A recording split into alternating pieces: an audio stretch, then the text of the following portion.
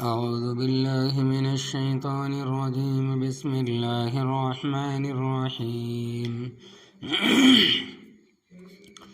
ولتكن منكم أمة يدعون إلى الخير ويأمرون بالمعروف وينهون عن المنكر وأولئك هم المفلحون ولا تكونوا كالذين تفرقوا واختلفوا من بعد ما جاءهم البينات وأولئك لهم عذاب عظيم يوم تبيض وجوه وتسود وجوه فأما الذين اسودت وجوههم أكفرتم بعد إيمانكم فذوقوا العذاب بما كنتم تكفرون وأما الذين ابيضت وجوههم ففي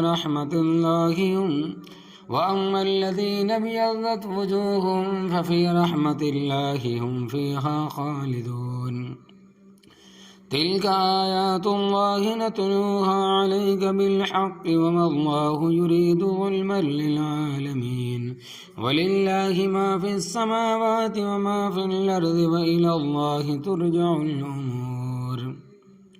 لفظی ترجمہ سورہ آل عمران آیت نمبر 104 تا 108۔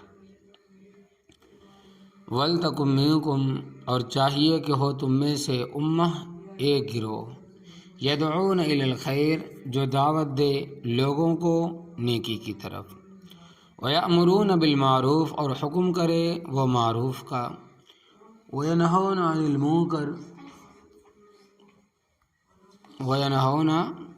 عن المنکر، اور منع کرے وہ برائی سے، وَأُولَئِكَ هُمُ الْمُفْلِحُونَ، اور وہی لوگ فلاح پانے والے ہیں، وَلَا تَكُونُوا كَالَّذِينَ، اور نہ ہو تم ان لوگوں کی طرح، تفرقوا، جنہوں نے تفرقہ ڈالا، واختلفوا، اور انہوں نے اختلاف کیا، من بعد ما جاءہم البینات، بعد اس کے کہ ان کے پاس آ گئے کھلے دلائل، واضح دلائل، وَأُولَئِكَ لَهُمْ عَذَابٌ عَظِيمٌ، اور وہ لوگ ہیں ان کے لیے عذاب ہے بڑا، یوم تبیض وجوہ، جس دن کے سفید ہوں گے کچھ چہرے، وتسود وجوہ، اور سیاہ ہوں گے کچھ چہرے، فَأَمَّا الَّذِينَ، پس بہرحال وہ لوگ، اسودت وجوہہم، جن کے چہرے سیاہ ہوں گے، ان سے کہا جائے گا کہ اکفرتم بعد ایمانکم، کیا تم نے کفر اختیار کیا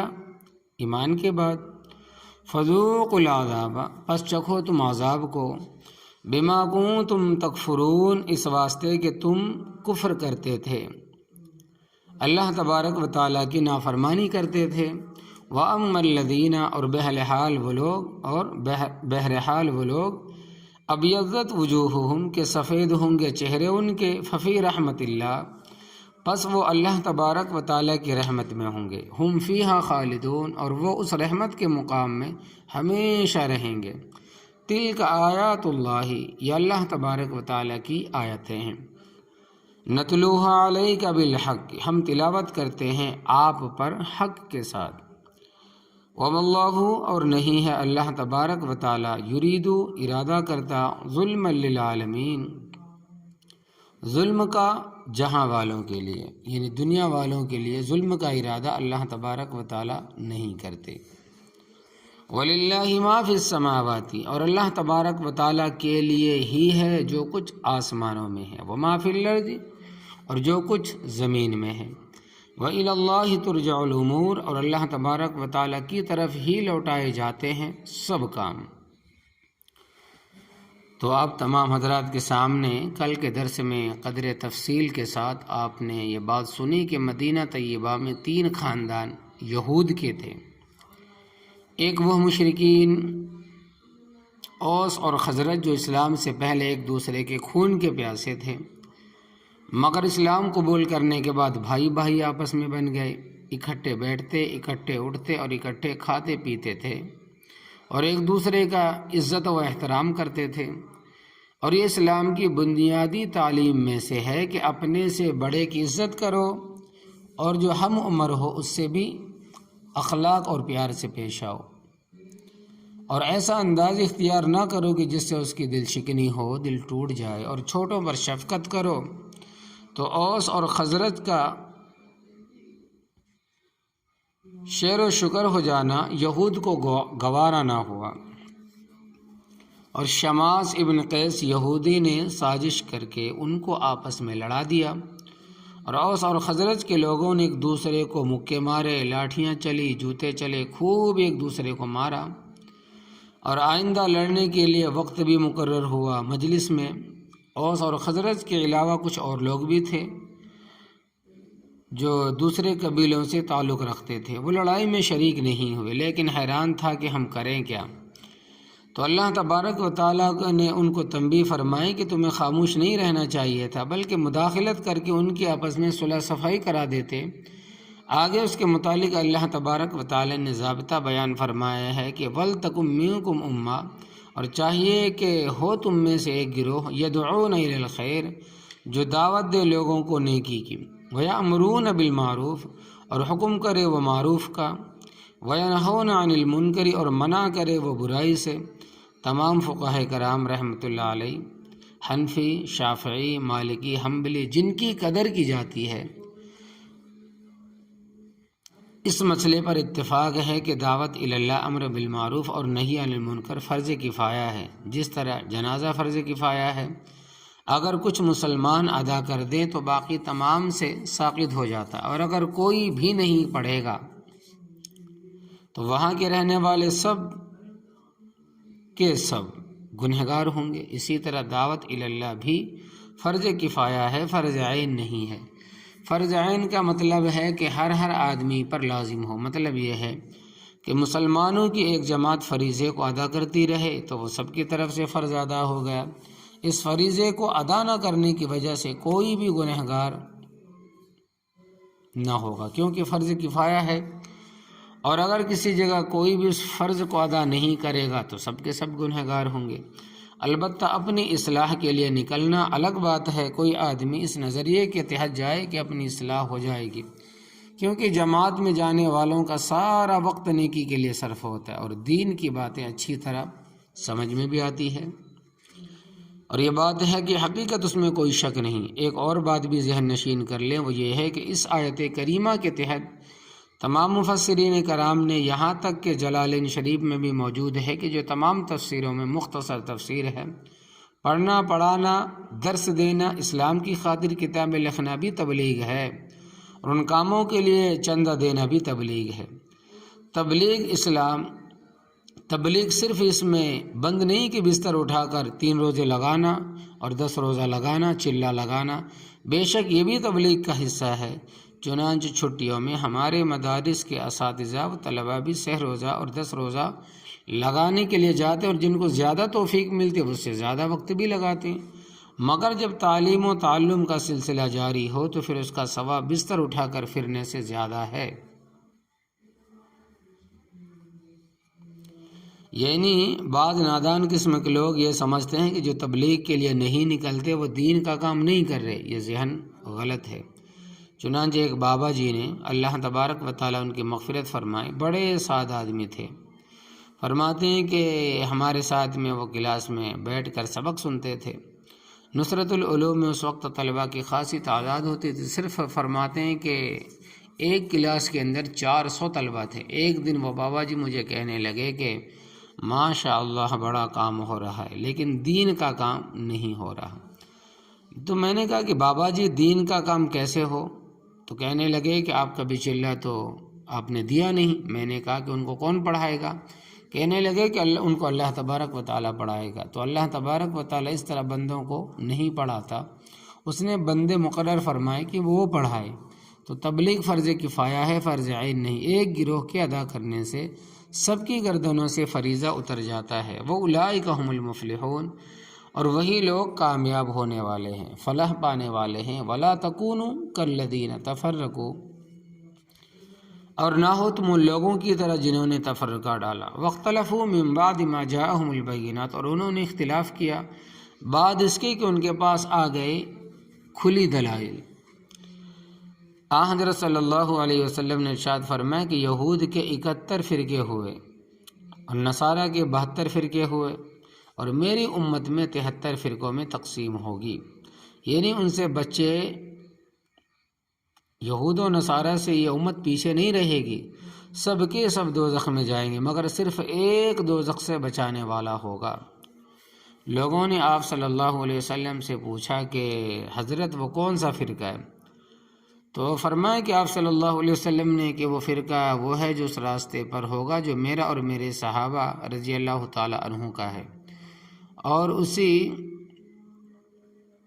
ناجی فرقے کا نام ہے۔ اہل سنت والجماعت، سنت سے مراد نبی کریم صلی اللہ علیہ وسلم کی سنت، اور جماعت سے مراد صحابہ کرام رضی اللہ تعالی عنہم۔ تو اہل سنت والجماعت کا معنی بنے گا نبی کریم صلی اللہ علیہ وسلم کو، نبی کریم صلی اللہ علیہ وسلم کی سنت کو اپنانے والا، اور صحابہ کرام رضی اللہ تعالیٰ عنہ اجمعین کے طریقے کو لازم پکڑنے والا، اور وہ شخص جو ایسے ایسے کام کرے گا جو نبی کریم صلی اللہ علیہ وسلم نے اور صحابہ کرام رضی اللہ تعالیٰ عنہ اجمعین نے نہیں کیے تو وہ گمراہ ہے۔ تو فرمایا کہ ان لوگوں کی طرح نہ ہونا جنہوں نے تفرقہ ڈالا، اختلاف کیا، حالانکہ ان کے پاس واضح دلیلیں آ چکے تھے۔ ایسا انہوں نے خواہشات نفسانی کی وجہ سے کیا، جہالت کی وجہ سے نہیں کیا۔ وَأُولَٰئِكَ لَهُمْ عَذَابٌ عَظِيمٌ، اور وہ لوگ ہیں ان کے لیے عذاب ہے بڑا، اور یہ عذاب ہوگا کب؟ یوم تبیض وجوہ، جس دن کے سفید ہوں گے کچھ چہرے، وتسود وجوہ، اور سیاہ ہوں گے کچھ چہرے۔ حضرت عبداللہ ابن عباس رضی اللہ تعالی عنہما یوم تبیض وجوہ کا ترجمہ کرتے ہیں کہ اہل سنت والجماعت، اور وتسود وجوہ کا ترجمہ کرتے ہیں اہل بدعت فرقہ، یعنی قیامت والے دن اہل سنت والجماعت کے چہرے سفید ہوں گے، اور اہل بدعت اور دین میں افتراق ڈالنے والوں کے لیے چہرے سیاہ ہوں گے، بالکل کالے ہوں گے۔ اور یاد رکھنا تمام صحابہ کرام رضی اللہ تعالی عنہ اجمعین بحیثیت مفسر قرآن عبداللہ ابن عباس رضی اللہ تعالی عنہما کا دوسرا نمبر ہے۔ پہلا نمبر ہے حضرت عبداللہ ابن مسعود رضی اللہ تعالی عنہ کا۔ حضرت کا قد چھوٹا اور جسم ہلکا پھلکا تھا، دیکھنے والا سمجھتا تھا کہ بچہ پھر رہا، مگر اللہ تبارک و تعالیٰ نے ان کو 2 ایسی خوبیاں عطا فرمائی تھی کہ وہ 2 اور کسی کو حاصل نہیں تھی۔ نمبر 1، تمام صحابہ کرام رضی اللہ تعالیٰ عنہ اجمعین میں پہلے درجے کی مفسر قرآن، اور نمبر 2، افقہ الامہ تھے، یعنی ساری امت میں سب سے بڑے فقیہ تھے۔ ان کے بعد حضرت عبداللہ ابن عباس رضی اللہ تعالی عنہما قرآن پاک کی تفسیر کے بڑے ماہر تھے، حالانکہ ان کی عمر مبارک کوئی زیادہ نہ تھی۔ حضرت صلی اللہ علیہ وسلم جب دنیا سے رخصت ہوئے تو اس وقت ان کی عمر تقریباً 14-15 سال تھی، لیکن یہ عظمت نبی کریم صلی اللہ علیہ وسلم کی دعا سے حاصل ہوئی۔ وہ اس طرح کہ ایک دفعہ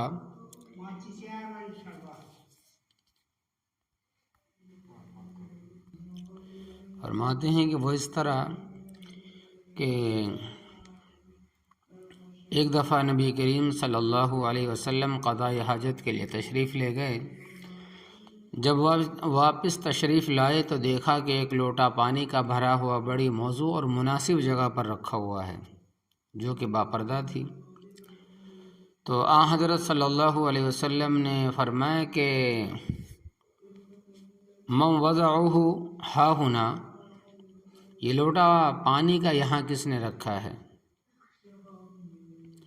حضرت عبداللہ ابن عباس رضی اللہ تعالی عنہما نے کہا کہ حضرت یہ لوٹا پانی کا بھرا ہوا میں نے رکھا ہے۔ میرے دل میں خیال آیا کہ آپ صلی اللہ علیہ وسلم قضاء حاجت سے تشریف لائیں گے تو طہارت کرنی ہے۔ اس وقت ان کی عمر صرف 8 سال تھی۔ حضرت صلی اللہ علیہ وسلم کے قلب مبارک میں محبت پیدا ہوئی کہ دیکھو یہ بچہ ہے، اور اس کے دل میں خیال آیا کہ پہلے لوٹا تلاش کیا، پھر پانی تلاش کیا، پھر اس کو بھر کر ایسے مقام پر رکھا کہ جو پابردہ اور مناسب ہے۔ تو نبی کریم صلی اللہ علیہ وسلم نے دعا فرمائی کہ اللہم علمہ التأویل وفقہہ فی الدین، اے پروردگار اس کو قرآن پاک کی تفسیر کا ماہر بنا اور اس کو دین کی فقاہت عطا فرما۔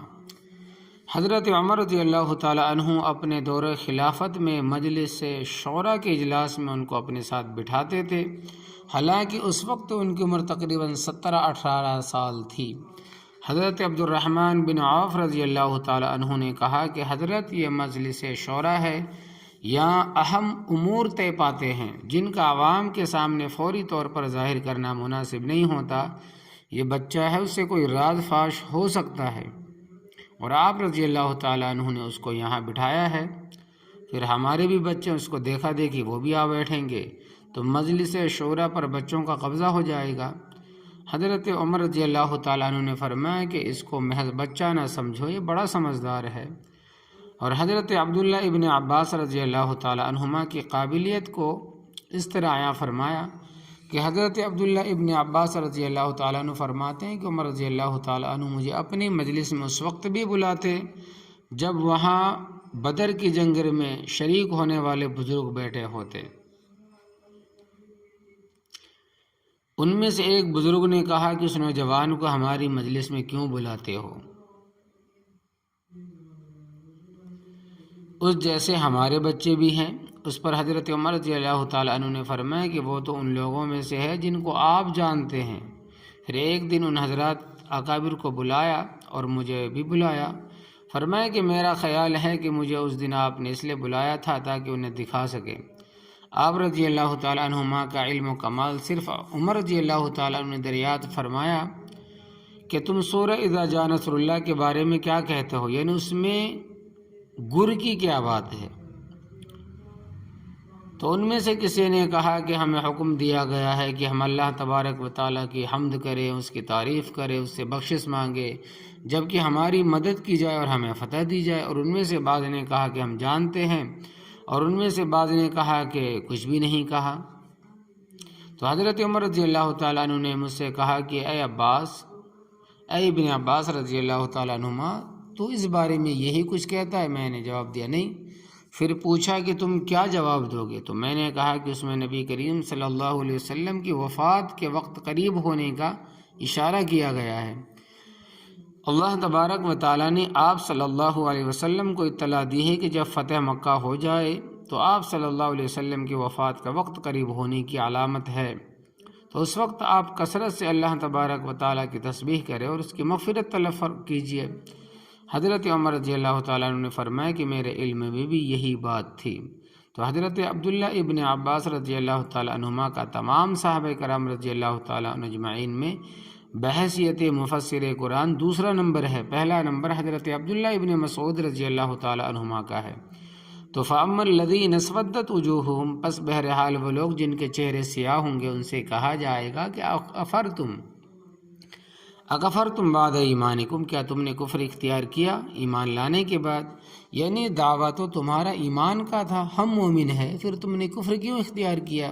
یعنی اعمال سارے کافروں والے ہیں، زبانی دعویٰ کرنے کا کیا فائدہ؟ بخاری شریف اور دیگر کتابوں میں حدیث آتی ہے کہ آن حضرت صلی اللہ علیہ وسلم حوض کوثر پر تشریف فرما ہوں گے اور لوگ آپ صلی اللہ علیہ وسلم کے حوض کوثر پر پانی پینے کے لیے آئیں گے۔ کچھ لوگوں کو فرشتے دھکے مار کر کہیں گے پیچھے چلے جاؤ۔ شور سن کر آپ صلی اللہ علیہ وسلم توجہ فرمائیں گے اور فرشتوں سے کہیں گے یہ تو میرے امتی معلوم ہوتے ہیں، ان کو تم پیچھے کیوں ہٹاتے ہو؟ تو اللہ تبارک و تعالیٰ کی طرف سے آواز آئے گی کہ انک لا تدری ما احدث بعدک، یہ تحقیق آپ صلی اللہ علیہ وسلم نہیں جانتے ہیں کہ جو بدعات انہوں نے آپ صلی اللہ علیہ وسلم کے بعد پیدا کی ہے۔ قالوا سحقا فاقول سحقا سحقا، پس میں کہوں گا کہ ان کو میری نظروں سے ہٹا دو ہٹا دو ہٹا دو، تو فرشتے ان کو حوض کوثر کے قریب نہیں آنے دیں گے۔ حوض کوثر سے وہ لوگ پانی پئیں گے جو موحد ہوں گے اور آن حضرت صلی اللہ علیہ وسلم کی سنت کے پابند ہوں گے۔ اب رہا یہ مسئلہ کہ نبی کریم صلی اللہ علیہ وسلم ان لوگوں کو کس طرح پہچانیں گے؟ یہ میرے امتی ہے۔ تو حدیث پاک میں آتا ہے کہ وضو والے اعضاء یعنی اعضائے وضو سفید ہوں گے، جو مخلص ہوں گے ان کے سفید زیادی ہوگی، اور جو کھوٹے ہوں گے آخر وضو تو انہوں نے بھی کیا ہوگا، لہٰذا تھوڑی بہت چمک ان کے اعضاء پر بھی ہوگی۔ ان چمک کو دیکھ کر آپ صلی اللہ علیہ وسلم فرمائیں گے کہ میرے امتی معلوم ہوتے ہیں تو بظاہر طور پر مسلمانوں کے ساتھ ملے جلے رہے اور کچھ اعمال بھی ادا کرتے رہے، مگر صحیح معنی میں مسلمان نہ ہو۔ ان کو کہا جائے گا کہ کیا تم نے ایمان کے بعد کفر اختیار کیا؟ فذوقوا العذاب بما کنتم تکفرون، پس چکھو تم عذاب کو اس واسطے کہ تم کفر کرتے تھے، شریعت کے قانون کا انکار کرتے تھے۔ وَأَمَّا الَّذِينَ ابْيَضَّتْ وُجُوهُهُمْ، اور بہرحال وہ لوگ سفید ہوں گے چہرے ان کے، ففی رحمت اللہ، پس وہ اللہ تبارک و تعالیٰ کی رحمت میں ہوں گے، ہم فیہا خالدون، اور وہ اس رحمت کے مقام میں ہمیشہ رہیں گے۔ تلک آیات اللہ، یہ اللہ تبارک و تعالیٰ کی آیتیں ہیں، نتلوہا علیک بالحق، ہم تلاوت کرتے ہیں آپ پر حق کے ساتھ۔ قرآن حق ہے اور آپ صلی اللہ علیہ وسلم اللہ تبارک و تعالیٰ کے نبی برحق ہیں، اور جو اللہ تبارک و تعالیٰ کی فرشتے لا کے سناتا ہے وہ بھی حق ہے، تو یہ سب حق ہی حق ہے۔ اور یاد رکھو کہ وَمَا اللَّهُ يُرِيدُ ظُلْمًا لِلْعَالَمِينَ، اور نہیں ہے اللہ تبارک و تعالیٰ ارادہ کرتا ظلم کا جہاں والوں کے لیے۔ اللہ تبارک و تعالیٰ بڑا مہربان ہے، نہایت رحم کرنے والا، اس کی صفت ہے رحمان اور رحیم۔ وہ بلا وجہ کسی کو سزا نہیں دیتا، حجت مکمل ہونے کے بعد سزا دیتا، اور اس کی سزا سے کوئی بچ بھی نہیں سکتا، بھاگ بھی نہیں سکتا۔ وَلِلَّهِ مَا فِي السَّمَاوَاتِ وَمَا فِي الْأَرْضِ، اور اللہ تبارک و تعالیٰ کے لیے ہی ہے جو کچھ آسمانوں میں ہے اور جو کچھ زمینوں میں۔ آسمانوں کا خالق اور مالک اور مصرف بھی وہی ہے، اور زمینوں میں بھی اس کے سوا کوئی کسی کا دخل نہیں۔ جو رب تعالیٰ کرتا ہے وہی ہوتا ہے، اس کی اجازت کے بغیر ایک پتہ بھی زمین پر نہیں گرتا، اور اس کی مرضی کے بغیر کوئی ذرہ اپنی جگہ سے ادھر ادھر ہل بھی نہیں سکتا۔ یہ خدائی اختیارات اس نے نہ تو فرشتوں کو دیے ہیں، اور یہ خدائی اختیارات اس نے نہ تو فرشتوں کو دیے، نہ پیغمبروں کو، نہ پیروں کو، نہ فقیروں کو۔ اللہ تبارک و تعالیٰ نے ان کو جو مرتبہ مقام عطا فرمائے وہ حق ہے۔ اللہ تبارک و تعالیٰ نے اپنے بندوں میں سے بعضوں کو نبوت و رسالت عطا فرمائی ہے، بزرگی عطا فرمائی ہے، بعضوں کو صحابہ رضی اللہ تعالیٰ عنہ بنایا، پیشوا بنایا، محدث بنائے، فقیہ بنائے، ولایت دی، لیکن خدائی اختیارات کسی کو نہیں دیے سارے۔